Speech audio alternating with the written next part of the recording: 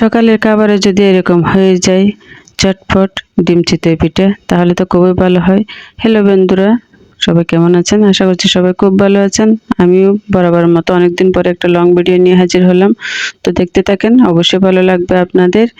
তো দেখতে পাচ্ছেন আমি চিতই পিঠাটা সুন্দর করে বানিয়ে নিয়েছি। এখন কত যে ভালো হয়েছে দেখতে, এবং খেতে যে খুবই টেস্টি হয়েছে। তো এটা যারা বিশেষ করে যাদের দাঁত নাই বা ছোট বাচ্চা এরাও খেতে পারবে, এতে কোনো অসুবিধা নেই। তো দেখতে পাচ্ছেন আমি এখানে 2 কাপ মতো চালের গুঁড়ো নিয়েছি। এক্ষেত্রে আপনারা চাইলে এটা ময়দা বা আটা দিয়েও বানাতে পারেন, তাতে কোনো সমস্যা নেই। তো আমি 2 কাপ চালের মধ্যে একটা ডিম বা 2টা ডিমও দিতে পারেন, আমি একটা ডিম দিয়ে বানাবো। তো এখানে দেখেন আমি পানির পরিমাণটা একটু একটু দিয়ে মিশাচ্ছি, যাতে কম বেশি না হয়। পরিমাণটা বুঝে বুঝে মিশাবো ভালো করে। তো দেখতে পাচ্ছেন আমি এভাবে আস্তে আস্তে মিশাতে থাকতেছি, যাতে কোনো রকমের দলা পেকে না থাকে, সেভাবে মিশাতে হবে। এক্ষেত্রে আমি আবার পানি দিব।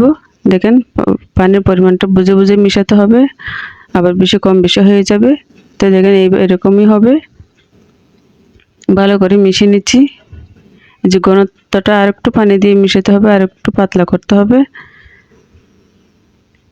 যে দেখতে পাচ্ছেন আমি এখানে আর একটু পানি দিয়ে ঘনত্বটা ভালো করে রেডি করে নিব। দেখেন এই যে আমি মিশিয়ে নিলাম সুন্দর করে। এখন আমার তো মানে প্রস্তুত। এদিকে অন্যদিকে আমি তাওয়াটা চুলায় বসিয়ে দিয়েছি। তো দেখতে পাচ্ছেন আমার তাওয়াটা গরম হয়ে গেছে। এক্ষেত্রে মা আরেক পাশে চুলায় চাও বসিয়ে দিয়েছি। চুলায় চা বসিয়ে এটা বানানো সম্ভব, একদম মানে একসাথে 2 কাজ, কোনো সমস্যা নাই। যাদের একটা চুলা তারা চাইলে আলাদা আলাদা করতে পারে, কোনো অসুবিধা নেই। তো আমার যেহেতু 2 চুলা, আমি 2 চুলায় 2টা বসিয়ে দিলাম। একদিকে চা আর একদিকে হচ্ছে আমার ডিম চিতই পিঠে। তো এটা সকালবেলা বা বিকেলে চায়ের মধ্যে খুবই একটা মজাদার রেসিপি। চাইলে এটা মানে যখন তখন খাওয়া যায়। এখন সকালে বানিয়ে বিকেলেও খাওয়া যাবে, নষ্ট হবে না। তো দেখতে পাচ্ছেন কি সুন্দর জালি জালি হয়েছে, একদম মানে জালি জালি। দেখেন চাইলে নিচে তাওয়ার মধ্যে একটু হালকা করে তেল দিতে পারেন, আবার চাইলে তেল না দিলেও পারেন, কোনো অসুবিধা নাই। যেহেতু ডিম দেওয়া হয়েছে এটা এমনিতেই উঠে যাবে। আর চালের গুঁড়ো যেহেতু, যদি ময়দা বা আটা দেওয়া হয় তাহলে একটু করে হালকা করে তেল দিতে হবে। আর যদি নন স্টিক হয় তাহলে দেওয়ারও কোনো প্রয়োজন নেই। দেখেন কি সুন্দর একদম জালি জালি হয়েছে। দেখেন এইরকম করে করে আমি প্রতিটা পিঠা বানিয়ে নিব। যেহেতু একটু পাতলা করেছি, তো মানে জালিটা বেশি দেখা যাচ্ছে।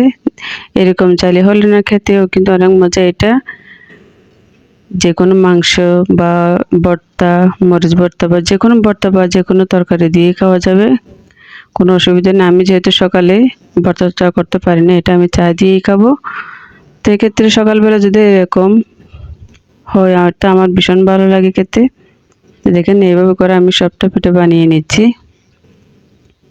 দেখতে কিন্তু খুবই ভালো লাগতেছে, জালি জালি। একদম প্লেন হলে কিন্তু ভালো লাগে না খেতে, দেখতে ভালো লাগে না, একটা মানে ক্রিমি ক্রিমি ভাব থাকে, এটা ভালো লাগে না। তো যেহেতু জালি জালি হয়েছে, খেতে কিন্তু খুবই ভালো লাগবে। এই যে দেখতে পাচ্ছেন আমার পিঠেগুলো এরকমই হয়েছে। এই যে দেখেন কি সুন্দর হয়েছে, দেখেন দেখতে কত ভালো হয়েছে এগুলা জালি জালি। এক্ষেত্রে যদি একটু আরেকটা কথা আমি বলতে ভুলে গেছি, সেটা হচ্ছে একটু করে বেকিং সোডা, যেটা খাবার সোডা, এটা সামান্য পরিমাণ 1 চিমটির মতো আমি দিয়েছিলাম। তো যার কারণে এটা মানে জালিটা বেশি হয়েছে। তো এক্ষেত্রে আমি চাটা বানিয়ে ফেললাম সকাল সকাল। তো দেখেন চাটা আমি এভাবে বানাই মাঝে মধ্যে। সকালবেলা যেহেতু অফিস যাবে, তো তাড়াহুড়ো করে মানে সব কিছু রেডি করতেছি। দুধ চিনি, চাইলে চিনিটা চায়ের সাথেও দেওয়া যায়, চিনিটাও তবে ফুটিয়ে খাওয়াই ভালো। আমি একসাথে কাজ সেরে ফেললাম, যেহেতু সকালে আমার শাশুড়ি আছে, ওনাকে দিতে হয়, একসাথে 2 জনকে দিতে হয়। এক্ষেত্রে আমার চাটা রেডি হয়ে গেছে। দেখেন এখন আপনাদেরকে আগে 2 জনকে দিয়ে দিলাম একসাথে, পরে আমি আমার মেয়ে খাবো। তো দেখতে পাচ্ছেন আমার শাশুড়ির তো দাঁত পড়ে গেছে, তো উনি এগুলো বিশেষ করে এগুলো নরম জাতীয় খাবার এগুলো বেশি পছন্দ করে। তাই ওনার পছন্দের জন্য এগুলো বানানো আমার বিশেষ করে। না হয়তো আমরা তো অন্য খাবার খেতে পারি, রুটি পরোটা খেতে পারি। তো আজকে